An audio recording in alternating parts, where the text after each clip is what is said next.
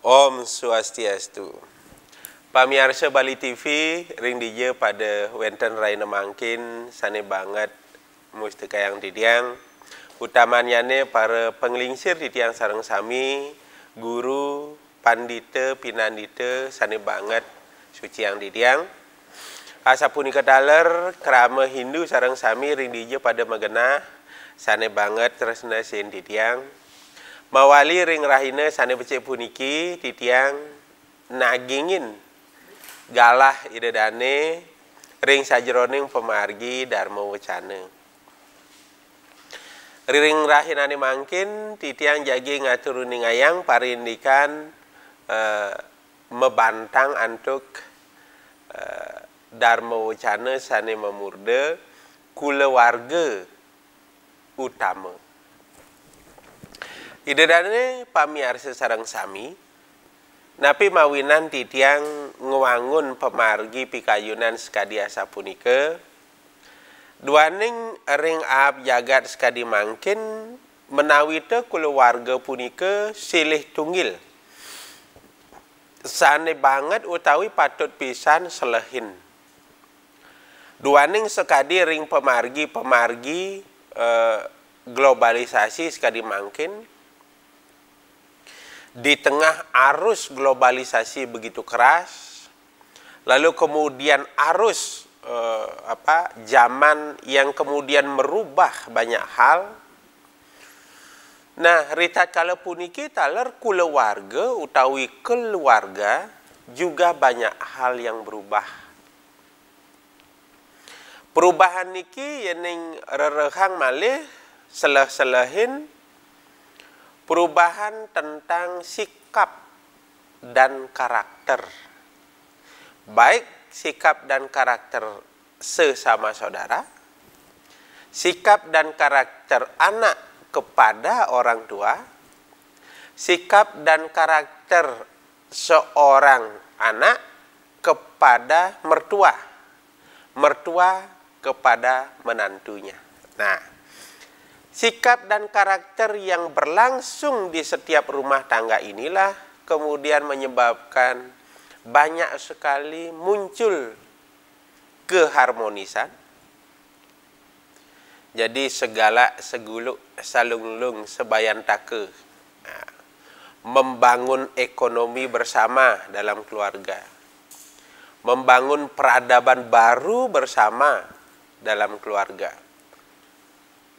Nah, lian ring pemargi ne punika wenten daler ada perilaku-perilaku atau ada kedisharmonisan yang terjadi ketika kita melihat lebih dalam arus globalisasi puniki sampun membah ring keluarga iraga iriki ring pegubugan sareng sami.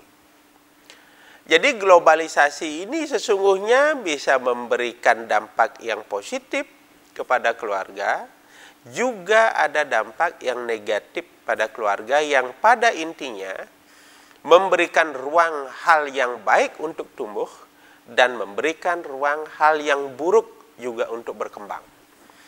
Nah, malarapan sekadi asapunika ngiring iraga masa selah sane mangkin. Ada seorang anak membunuh orang tuanya. Nah, niki.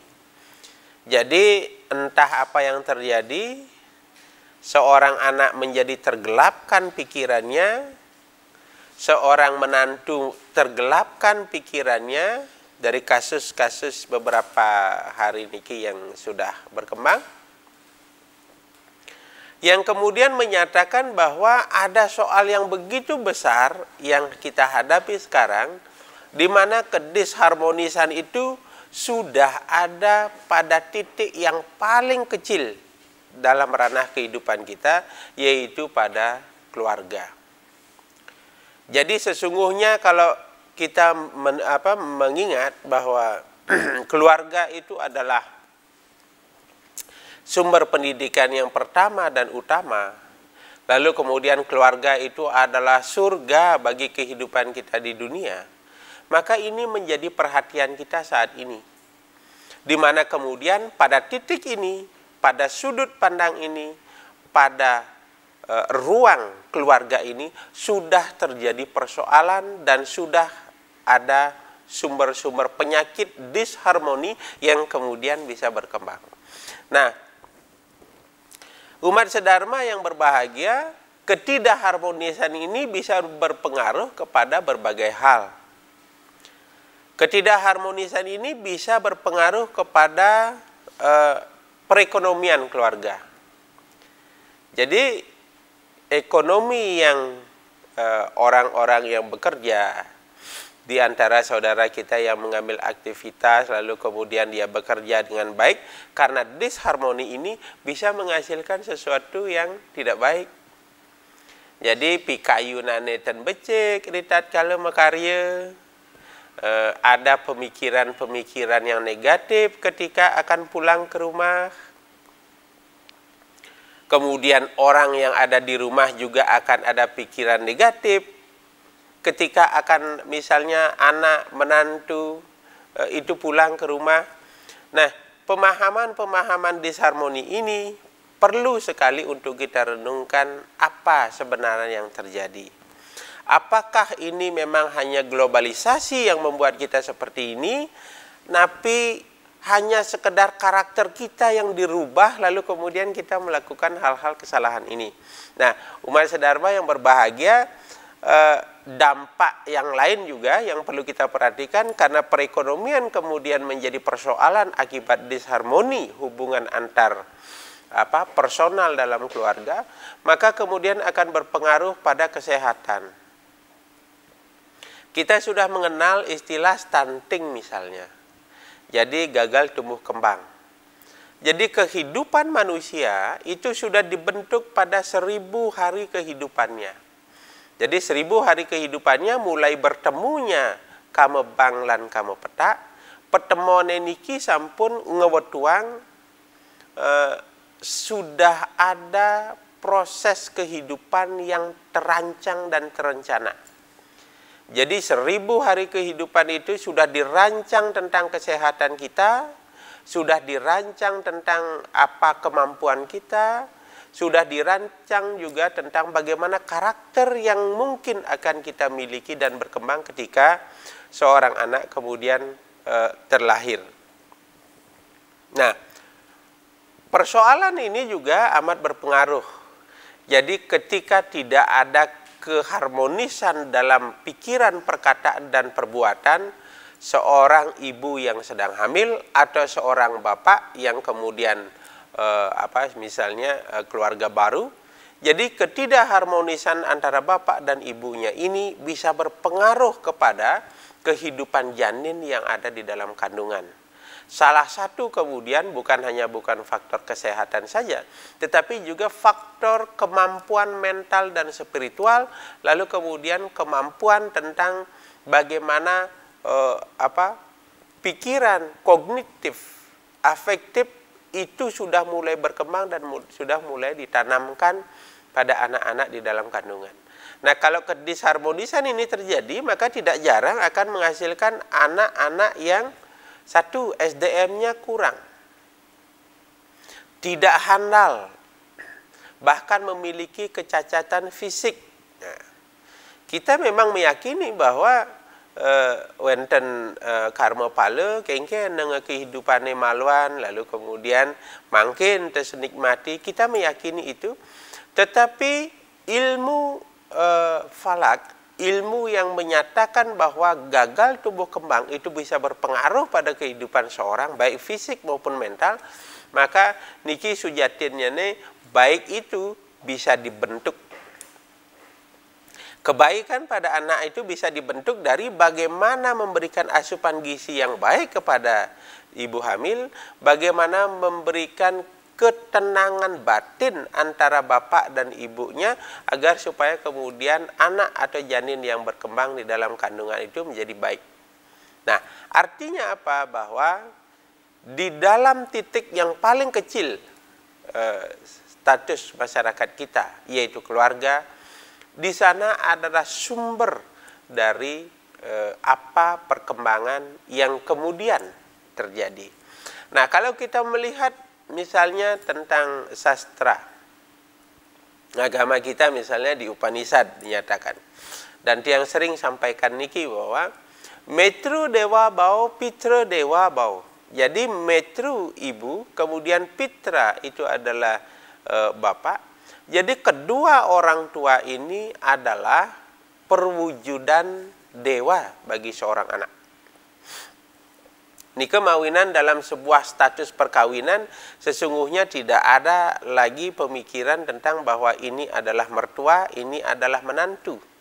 Tetapi yang ada adalah ini adalah orang tua kita, lalu kemudian ini adalah anak kita.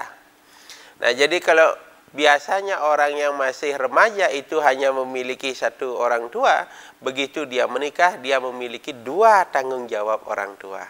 Nah, kemudian kalau misalnya anak itu biasanya dia saudaranya sendiri, lalu kemudian ketika menikah dia sudah memiliki istri atau suami, maka anaknya bertambah lagi satu. Jadi tidak ada pemikiran bahwa ini adalah anak, ini adalah menantu yang seolah-olah menjadi pemisah kedekatan kita, pemisah antara orang tua kepada anaknya. Nah, kalau kemudian pemahaman yang terbangun adalah orang tua itu adalah perwujudan dari dewa bagi seorang anak, maka adalah benar sastra ini menyatakan bahwa penghormatan yang paling mulia yang dilakukan oleh seorang anak itu adalah pertama dan utama kepada orang tuanya. Baik itu orang tua yang melahirkan maupun orang tua yang menjadi pengikat, seperti yang sampaikan tadi tentang mertua dan menantu itu. Jadi sudah tidak ada lagi kata menantu, tidak ada lagi mertua, itu adalah orang tua dan anak itu sesungguhnya. Maka pada pemahaman Upanishad ini sesungguhnya tidak ada hal yang membentuk ketidakharmonisan. Karena selama kita memandang bahwa dia adalah orang lain, dia adalah anak dari orang lain, maka kemudian pada posisi itu kita masih menganggap ada orang baru yang kemudian menjadi pesaing bagi kehidupan yang ada dalam keluarga itu. Maka dalam konteks ini kedisharmonisan pasti akan terjadi. Ketidakharmonisan ini juga akan kemudian menjalar pada berbagai lini kehidupan kita. Karena kalau kita lihat bahwa keluarga itu adalah yang pertama dan utama, maka pada titik pertama dan utama ini kita sudah rapuh. Pada titik pertama dan utama ini kita sudah terjatuhkan, terpatahkan, maka bagaimana kita melangkah untuk selanjutnya? Maka dari itu pemahaman bahwa seorang anak itu adalah paice. Nah, jadi seorang anak itu adalah paice. Coba kita renungkan. Ketika ada orang yang tidak memiliki keturunan, maka dengan susah payah dia itu mencari jalan keluar, solusi. Jadi kalau lagu-lagu Bali menyatakan bahwa kemumai ngaba pejati, menek turun jurang, menek gunung. Untuk apa? Untuk mendapatkan keturunan. Artinya permohonannya adalah memohon paice. Jadi paice itu bukan hanya keris luk selikur, bukan hanya keris luk solas, tetapi paice itu juga adalah anak itu adalah paice. Bahwa kemudian anak yang dilahirkan oleh orang tuanya itu adalah paice utama, maka kemudian begitu anaknya ini menikah, maka menantu itu adalah anak atau paice tambahan. Karena paice tambahan ini harus dipelihara baik. Ini harus dihormati, dan demikian pula seorang anak atau menantu harus punya keyakinan, punya pemahaman bahwa orang tua atau mertua ini adalah orang tua kita juga, sehingga sekat disharmoni itu tidak menjadi muncul.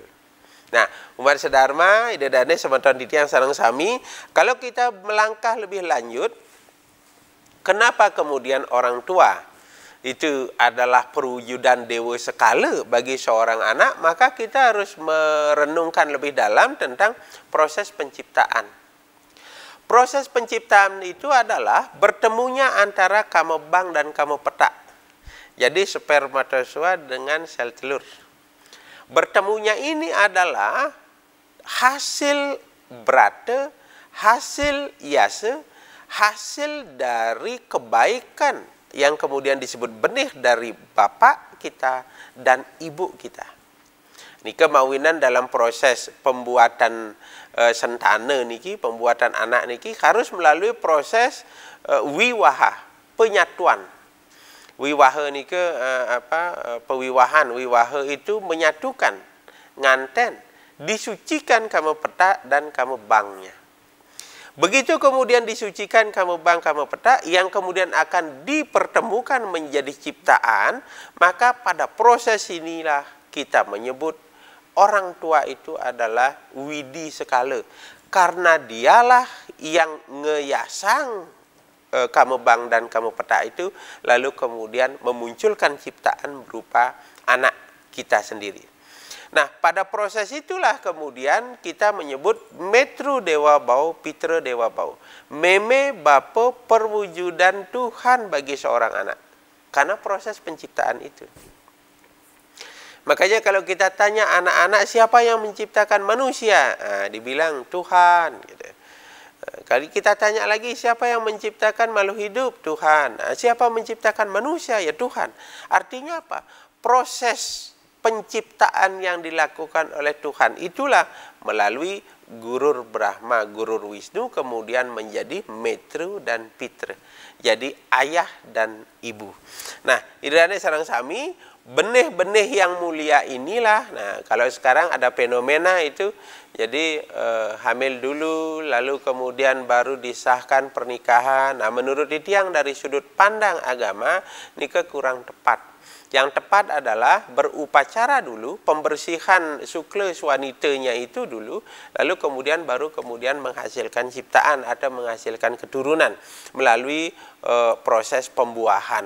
Setelah disucikan, barulah kemudian dipertemukan dan menjadi benih kehidupan yang utama. Nah, di kemawinan irane sareng sami, maka begitu dalamnya peranan orang tua terhadap keberadaan seorang anak, maka kemudian anak lahir dididik dengan baik. Ada cerita bahwa kenapa anak ini nakal sekali. Oh, boy, nakal gati panak nih. Oh, dilihatlah, oh nak anak tuane kenten. Nah, artinya apa? Bahwa ada penerusan dari karakter sifat orang tua kepada anak-anaknya. Jadi orang tua berhentilah menyalahkan kenakalan seorang anak. Orang tua berhentilah menyatakan buruk seorang anak karena buruk dan kenakalan yang dimiliki oleh anak itu tidak dia dapat dari jalan raya, tapi dia dapat dari gen-gen, atom-atom yang kemudian menjadi genitas dari bapak dan ibu sekalian.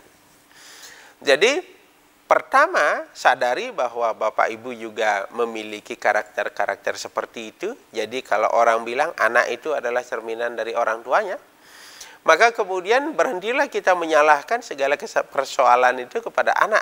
Tetapi kembali bahwa ada kesalahan pada kita dalam rangka pembinaan, dalam rangka mendidik, dalam rangka memelihara diri kita, lalu kemudian turunan kita menjadi persoalan. Nah, umat sedharma yang berbahagia dengan pemahaman itu, maka kita bukan mencari persoalan siapa yang salah dan siapa yang benar, tetapi yang kita cari adalah bagaimana memperbaiki diri kita, lalu kemudian akan berimbas pada perbaikan pada si anak. Nah, bahwa kemudian keluarga itu adalah pendidikan yang pertama dan utama, maka di sana bisa dipastikan bahwa keluargalah pencetak kebaikan terhadap desa, bangsa, dan negara.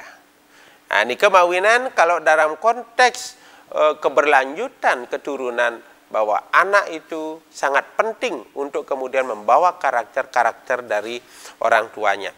Kembali kita melihat susastra dari Serang Sami. Kita selalu mengetengahkan bahwa anak itu adalah ciptaan, anak itu adalah makhluk yang mulia. Maka kita harus bercermin pada Syarat Samuscaya Seloka 145 yang menyatakan bahwa wahai manusia, apabila engkau menyelamatkan satu saja makhluk, itu sama dengan engkau melakukan penyelamatan atas kehidupan kesemestaan. Jika engkau menyelamatkan satu saja makhluk hidup, itu artinya kita sudah memberikan hidup pada jiwa-jiwa untuk menebus kelahirannya. Nah, artinya apa? Bukan hanya kalau kita lihat kan jiwa atau atman itu ada 3, yaitu jiwatman pada manusia, atman pada hewan kemudian disebut janggaman, lalu kemudian atman pada tumbuh-tumbuhan disebut stewara.